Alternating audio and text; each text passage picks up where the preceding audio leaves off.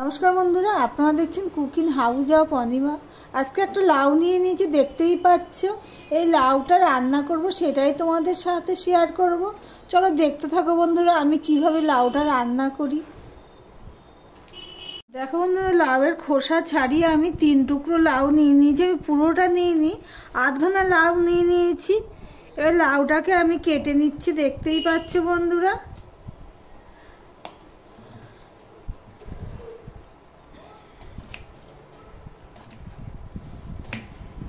আমি ঠিক এইভাবে আমি কেটে নিচ্ছি, ডুমু ডুমু করে আমি কেটে নিচ্ছি, দেখতেই পাচ্ছ।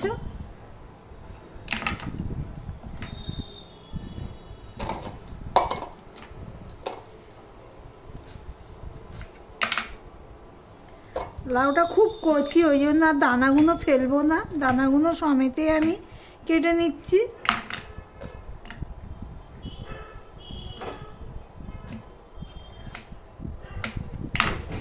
এইভাবে সমস্ত লাউটা আমি কেটে নেব।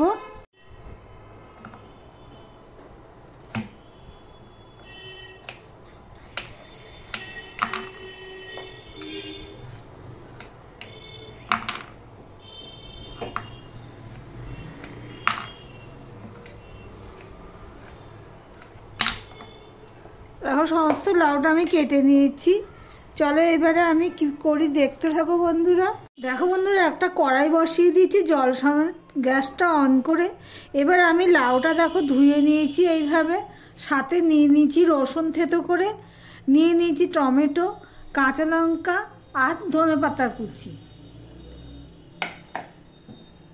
এবার আমি অল্প মুসুরের ডাল নিয়ে নিয়েছি, 2 মুঠ মতো হবে। এটা আমি ধুয়েই নিয়েছি। এবার ডালটা আমি কড়াইতে দিয়ে দিচ্ছি।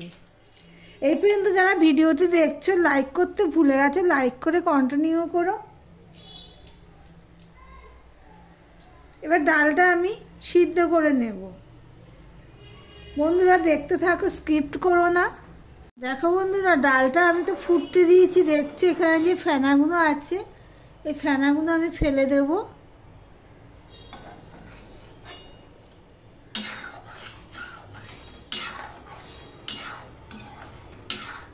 ডালটা প্রায় আধা সিদ্ধ হয়ে গেছে, ফেনাটা ফেলে দিয়েছি, দেখতেই পাচ্ছ। এবার আমি এখানে নুন দিয়ে দিলাম আর দিয়ে দিলাম হলুদ। এবার সম্পূর্ণটা আমি মিশিয়ে নিয়ে একটুখানি গ্যাসের ফ্লেমটা একটু বড় করে দিলাম। দেখো ডালটা ঠিক এইভাবে সিদ্ধ হয়েছে, দানা দানা রয়েছে। এটা এরকমই রাখবো। এবার আমি দিয়ে দিচ্ছি লাউ কাটা।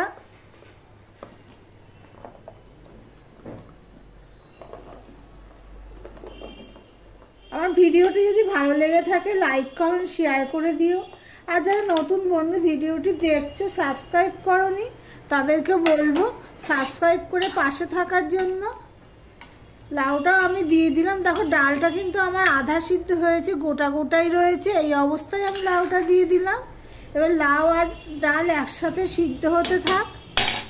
দেখো বন্ধুরা, 7 থেকে 8 মিনিট আমি লাউটা সিদ্ধ করে নিয়েছি ডালের সাথে, ঢাকা দিয়েই সিদ্ধ করে নিয়ে নিয়েছি। এবার 1/2 চামচ আমি ধনের গুঁড়ো দিয়ে দিলাম আর 1/2 চামচ দিয়ে দিলাম জিরের গুঁড়ো।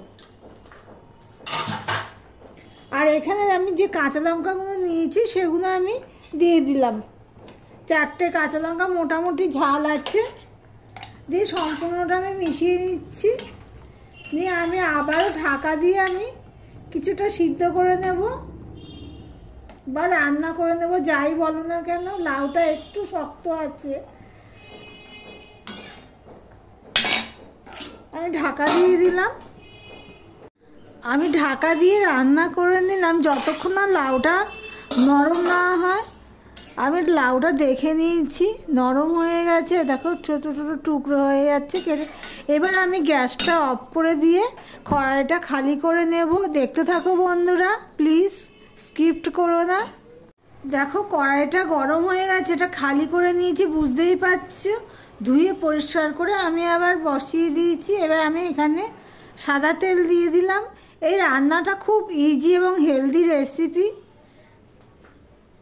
কিন্তু খেতে হয় দুর্দান্ত। ভাত খাও, রুটি খাও, যার সাথেই খাও না কেন। এবার এখানে আমি দিয়ে দিলাম একটা শুকনো লঙ্কাকে এইভাবে চিড়ে নিয়ে দিয়ে দিলাম। এবার দিয়ে দিলাম হাফ চামচের মতন পাঁচফোড়ন।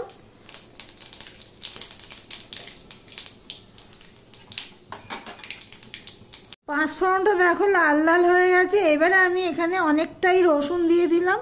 তোমরা যদি রসুন অপছন্দ করো তাহলে শুধু পাঁচফোড়ন দিয়ে দিতে পারো, তাও ভালো লাগে। আমরা রসুন পছন্দ করি খুবই, তাই আমরা রসুন দিলাম বেশি করে। তবে এই রান্নাতে রসুন ভালোই লাগে। দেখো রসুনটা লাল লাল হয়ে ভাজা হয়ে গেছে। এবার দিয়ে দিলাম টমেটোগুলো। টমেটোটা নরম হওয়ার জন্য অপেক্ষা করব। দেখো টমেটোটা নরম হয়ে গেছে। এবারে আমি যে সিদ্ধ করে রাখা মশলা সমেত সে ডালটা আমি দিয়ে দিচ্ছি।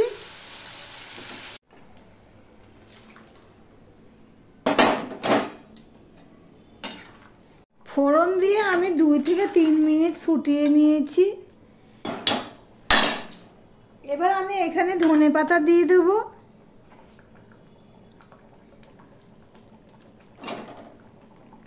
গ্যাসটা অফ করে দিলাম, ঢাকা দিয়ে স্ট্যান্ডিং টাইমে রেখে দেব।